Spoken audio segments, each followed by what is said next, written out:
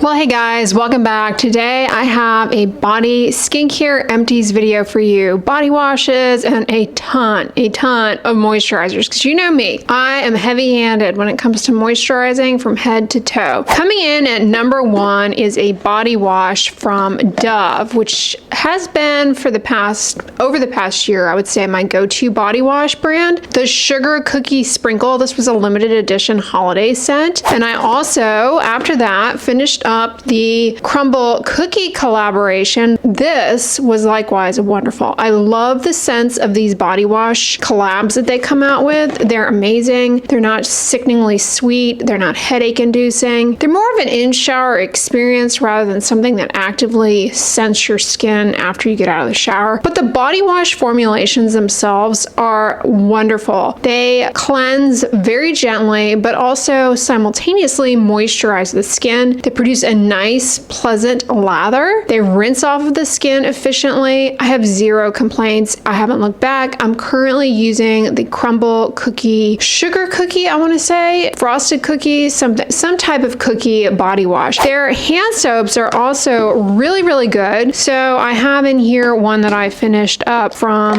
the holiday collection, the Peppermint bark. This was one of my favorite scents far and away. This and the cinnamon pumpkin pie, oh my goodness, those were amazing. The body wash of this is also really good, but I'm almost finished with the Crumbl cookie Tres Leches hand wash, and I also have a strawberry cookie, I think it's called, hand wash. They're wonderful as far as same benefits of the body wash in that they cleanse, but they also moisturize, which is key for hand care. And these have been great. I'm someone who deals with hand eczema flare-ups, and these don't dry on my hands or aggravate that, and they don't make my nails dry. Certain hand soaps, I find my fingernails become dry and prone to hangnails as a result. These do not do that, and like the body wash, they rinse off efficiently. I really like them. Finished a big tub of CeraVe healing ointment. Now it's between this and Vaseline. This is petroleum jelly just like Vaseline, but it has a few other ingredients in it. It's got, of course, ceramides and hyaluronic acid. I think that makes the formula just ever so slightly a bit more sophisticated. However, they both accomplish what a petroleum jelly ointment is supposed to. They have longevity on the skin that allows for really good, long-lasting reduction in transepidermal water loss. Where I find that this, however, is a little bit elevated above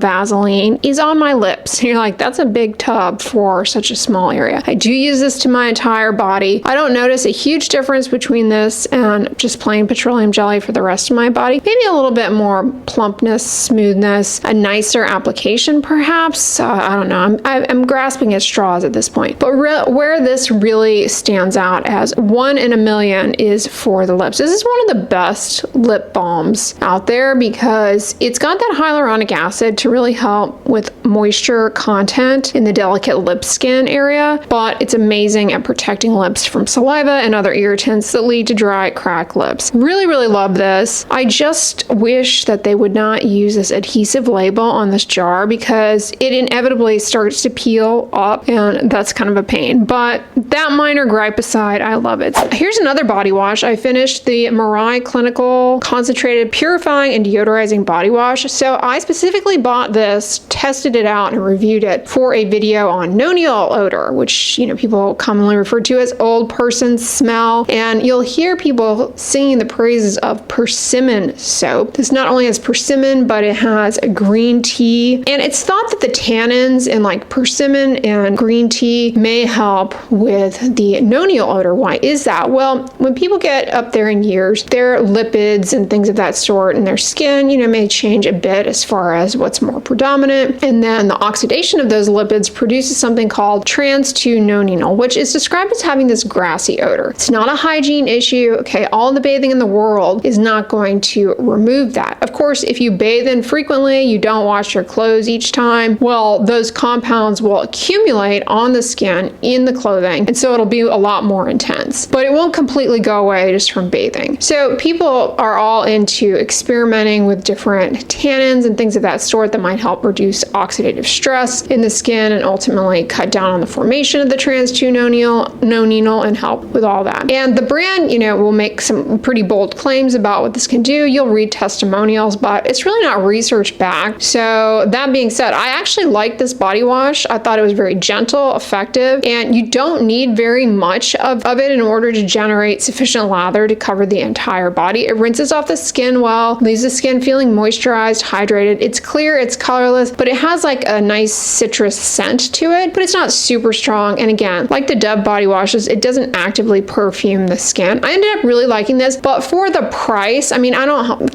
to my knowledge at least, I don't ever notice, or no one's ever told me that I have no Neil odor. And so it's not really something that I personally am looking to address per se to justify the price point. And I love those Dove body wash formulations so much that, yeah, I probably would not necessarily for myself repurchase that, but it is pretty good. And if you're willing to experiment with the persimmon, I think it's a great option because it's a pretty nice body wash to say the least. And for older adults in particular, overbathing can really aggravate dry skin. It's called the dry riverbed sign on their lower legs they can get. So you want a body wash that is gentle and also will rinse off and not leave drying residue behind on the skin. Okay, speaking of body moisturizing needs, I finished the Hydro Boost Body Gel Cream with hyaluronic acid fragrance free. This is one I have used for several years, and I really hope Neutrogena does not discontinue this, because man, they discontinue and reformulate things all the time, and it's really frustrating when they do that with something you love and use all the time. So this is a hyaluronic acid moisturizer with petroleum jelly, very no nonsense, and it's like a lightweight gel formula, but it's rich at the same time without being heavy. It's very breathable, but very, very good for imparting long-lasting hydration. Like, it helps with moisture retention in the skin for sure. It doesn't have like a very exotic ingredient list. No niacinamide in this for those of you who are sensitive. Now, I comfortably have used this on the face quite a bit actually, and I would recommend doing that as well. If you are a Costco member, they currently have a 2-pack of this at Costco. So if you've used it before and you already know you like it, that might be a great place for you to get it if you're wanting to bring it back in your life. If you've never used it before, you might not want to buy the 2-pack, but if you're willing to take the risk, I do think it is very good, and I have used multiple bottles in my lifetime. Now, speaking of body moisturizer, I told you guys, I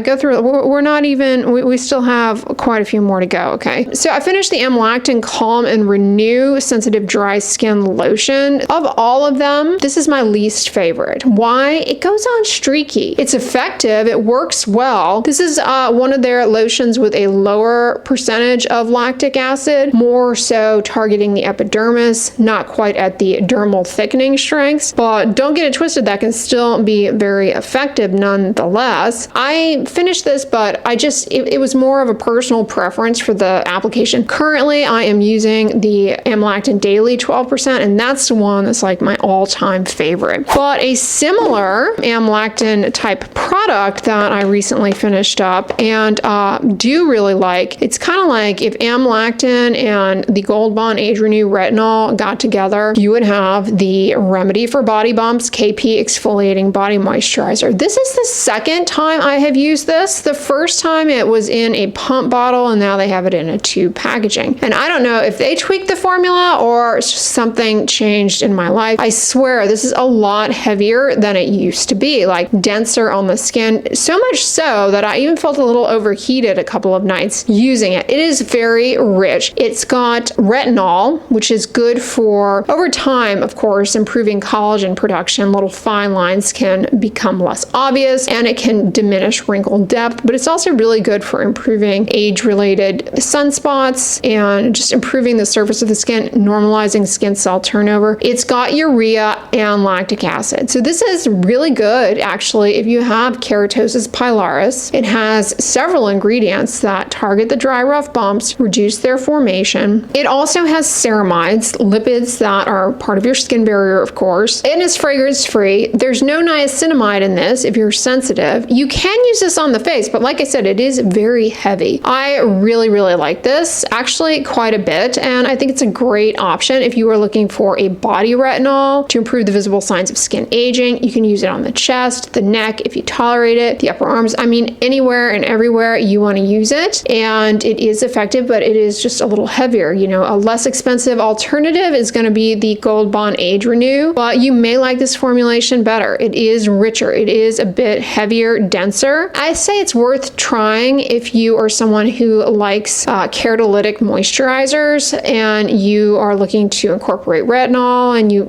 already know you like the Gold Bond one, but you want to try it out. I think it's definitely, like I said, despite it being a little too heavy for my personal preference, I do think it's really, really good, and I do recommend it. Speaking of body moisturizers, that's basically what this video is, because that's like what I use the most of. I finished the Prequel 1% colloidal oatmeal amlactin multiceramides adenosine barrier therapy rich in the dark blue bottle skin protectant cream, and sounds the same, 1% colloidal oatmeal allantoin multiceramides adenosine barrier therapy skin protectant cream. Drop the rich and drop add half a point on the pH, 6.5 from 6. So acidic body moisturizers, which is good. You want them a little on the acidic side for barrier needs. These are great. They're colloidal oatmeal skin protectant, heavy moisturizers that you can comfortably wear on the face. Colloidal oatmeal has the ability to improve moisture content. It's a humectant. It also can create a lightweight film on the skin to reduce transepidermal water loss, and it's got avenanthramides, which are anti-inflammatory. It's really, really good for eczema. It's a skin protectant, so it will protect the skin from irritants. These have ceramides, like many other body moisturizers, which are great for the skin barrier. They're both fragrance-free, and the main difference between the two, honestly, is the rich one is a little richer, a little heavier. May be less comfortable for you to wear on the face, especially if you live in a hot, humid climate.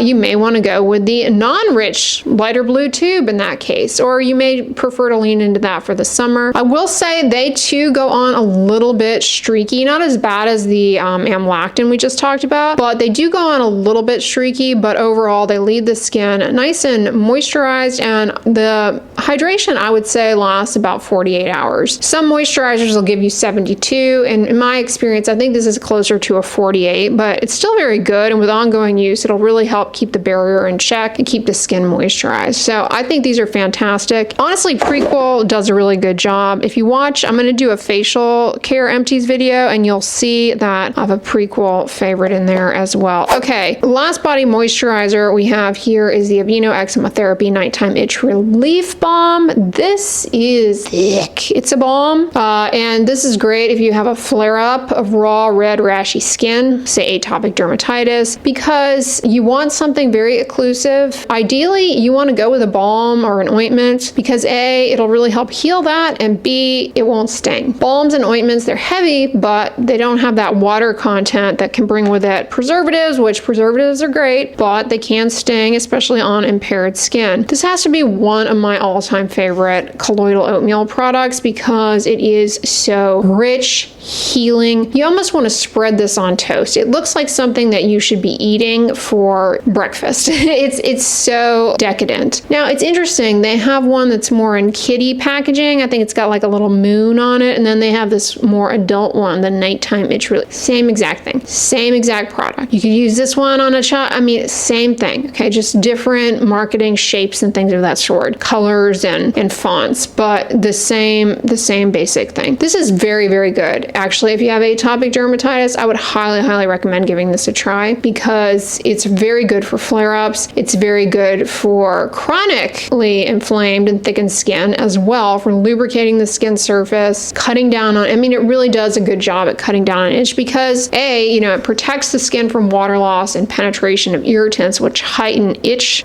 symptoms, but also the colloidal oatmeal is anti-inflammatory. That's something a little bit different than just run-of-the-mill petrolatum, for example, as a skin protectant, is that with colloidal oatmeal, you get that anti-inflammatory effect as well, which can be particularly helpful for itch relief. I think it's a great option above and beyond petroleum jelly for those circumstances. The last body product I finished was a Spa Luxury Super Smooth Shave Cream. I need to swing into Dollar Tree and pick up another one of these. This is the pomegranate raspberry scent. I really like these. They're very good. They have nice spread on the skin in the shower. They're easy to get on the skin and have it stay there while you're shaving. Rinse off easily. They don't clog the blade. They moisturize the skin. They leave the skin moisturized. I mean, it's like you shaved and moisturized all in one. My gripe, however, is this packaging, because once you get to about this point in the tube of product left, it's a pain to get out. You know, you're like trying to squeeze. So I don't like this packaging, but I've used this pomegranate scent and liked it. It's not a strong fragrance. It doesn't really linger or actively scent your skin. I like the vanilla one a little bit better, but they're both great. They're both great, and this is one from Dollar Tree that is definitely worth picking up and giving a try. All right, y'all, those are the body care empties, and I'm going to do some facial skincare empties here, so stay tuned for that. I hope you guys enjoyed this video, and let me know in the comments, what body care products are you loving, using a lot? How are you finding to be your go-tos these days? I would love to hear from you, but if you enjoyed today's video, give it a thumbs up, share it with your friends, and as always, don't forget, sunscreen and subscribe. I'll talk to you guys tomorrow.